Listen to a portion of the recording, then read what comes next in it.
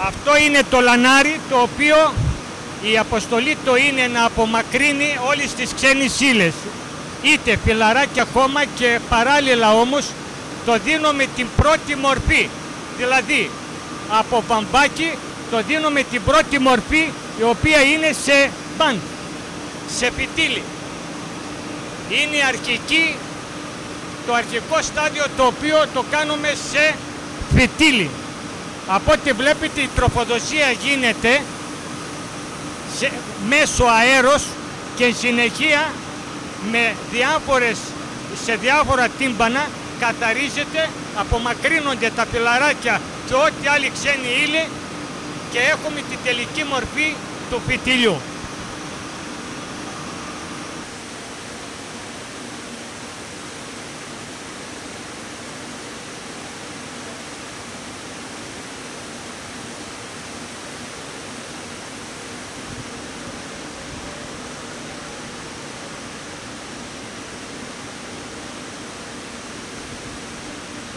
Από ό,τι βλέπουμε εδώ, βλέπουμε τα συρτάρια.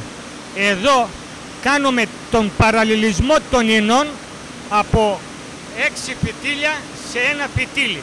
Έτσι επιτυχάνουμε μία σταθερή ομοιόμορφη μάζα για να έχουμε και ένα σταθερό ομοιόμορφο νήμα.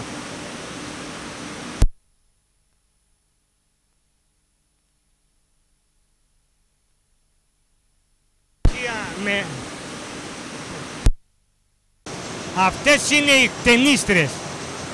Οι κτενίστρες απομακρύνουν το 20% των κοντότερων ινών.